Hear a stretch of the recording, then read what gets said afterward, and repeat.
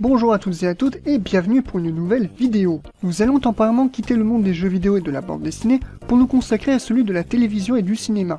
Il y a quelques temps, aux alentours d'une discussion avec des amis, nous sommes venus à parler de vieilles séries animées de l'époque, des années 60, 70, 80, etc. Si on trouvait que des séries comme Le Manège Enchanté restaient toujours aussi top aujourd'hui, certains de mes amis trouvaient cependant que l'ambiance de Chappie Chapeau était très particulière. Or, elle est tout à fait compréhensible. Si certains d'entre vous ont déjà regardé quelques petits épisodes de Chappie Chapeau qui sont aujourd'hui disponibles sur YouTube, vous penserez pendant un quart de seconde que l'univers est extrêmement bizarre. En réalité, c'est parce que Chappie Chapeau est ce que l'on appelle une série animée d'éveil. Ce qui veut dire que c'est une série animée qui est proposé aux plus jeunes, voire même aux nouveau-nés, dans le seul but de leur faire découvrir des objets, des animaux, des nouveaux sons, etc. Très exactement comme ce que nous avons eu avec les Teletubbies, pour ceux qui s'en souviennent. Mais parmi toutes les séries que nous avons abordées, il y en a une qui nous a retenus, c'est bien éventuellement parce que c'est le titre de la vidéo, Téléchat.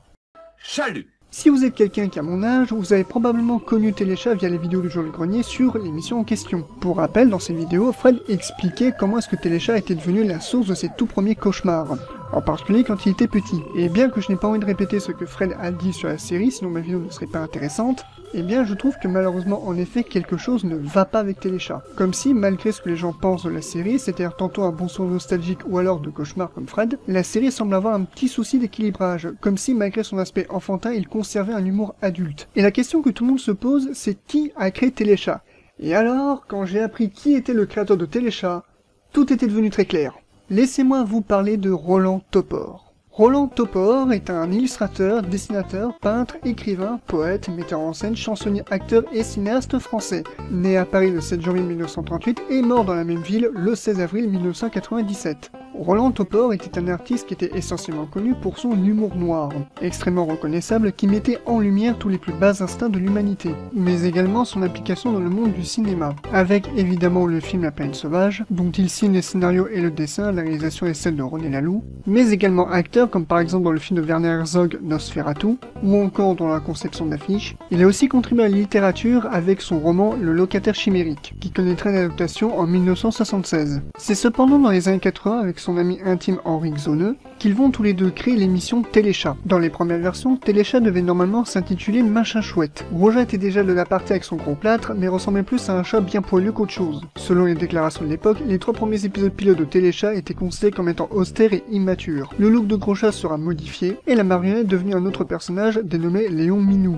Le succès est tel qu'au total 234 épisodes ont été tournés de la série. L'idée générale de Téléchat, c'est de parodier le JT de 20h proposé pour les enfants. Tout le concept est là pour prendre à dérision le programme des adultes. La série démarrera en 1983 et se terminera en 1986. 3 saisons qui, à eux seuls, ont valu beaucoup de prix et de médailles pour Téléchat. Mais si le papa de l'émission n'est autre qu'un artiste bourré d'humour noir, il est évident que tous les personnages, ou voire même les objets de la série, ressortent de son imagination. Ce que l'on peut qualifier de vision d'horreur, comme le micro le fait à repasser, dépeint très bien du style de Roland Topor lui-même. Même si la série prend une tournure très décalée, voire même complètement absurde, l'ombre de son humour noir se fait tout de même ressentir. Et c'est sans doute ça qui donne un petit peu cette atmosphère très étrange à Téléchat. Comme si la série se voulait être pour les enfants tout en conservant l'humour noir de base proposé pour les adultes. Comme si Roland Topor, malgré l'affection qu'il avait pour son univers, ne pouvait pas s'exprimer totalement.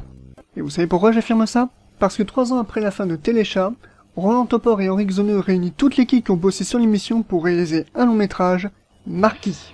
Marquis est un film de Henri Xoneux sorti en 1989, scénarisé et dirigé artistiquement par Roland Topor. Et bon sang qu'on sent que le bonhomme se sent beaucoup plus libre. Pas qu'il regrette d'avoir réalisé Téléchat, mais l'univers des adultes lui permet d'être beaucoup plus large en termes de thèmes et de sujets. Le film retrace, dans un certain humour, la vie du marquis de Sade, plus particulièrement durant la période où il a été enfermé à la Bastille d'un crime qu'il n'a pas fait dont il clame son innocence. Il profitera d'ailleurs de son emprisonnement pour construire tout un tas de petites histoires et de textes qui aujourd'hui l'ont rendu célèbre. Mais si vous connaissez les œuvres du marquis de Sade, ses écrits sont extrêmement sales, car malgré le philosophe qui était le marquis de Sade, c'était surtout quelqu'un qui en avait gros sur la patate et qui n'hésitait pas à le dire. Aujourd'hui, ces récits sont qualifiés de œuvres hardcore, puisque le marquis de Sade partait du principe que malgré notre statut, nous resterons des éternels animaux. Et c'est sur ce point qui fait que Roland Topor était d'accord avec la vision du marquis de Sade qu'il a décidé de s'amuser sur ce point. Le choix de grimer les acteurs avec des prothèses est complètement voulu. Le fait que tous les personnages soient mi-animaux mi êtres humains rappelle que malgré la présence de notre matière grise, nous restons des animaux qui cherchent à assouvir nos instincts primaires, ce que l'on appelle plus communément les bas instincts. Les bas instincts sont ni plus ni moins que nos sentiments les plus négatifs, tels que la jalousie, la haine, etc.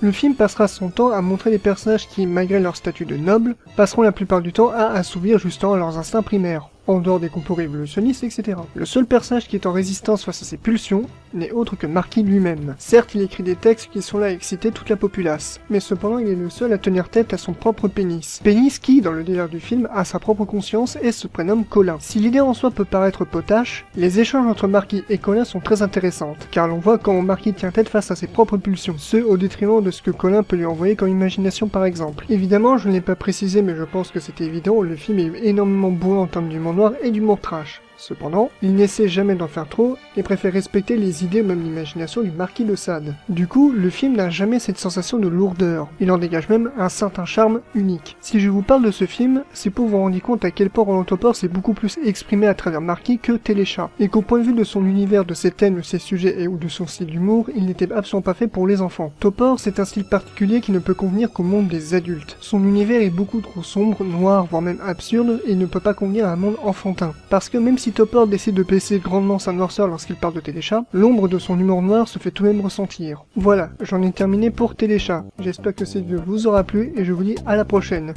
J'ai plus de voix. Salut!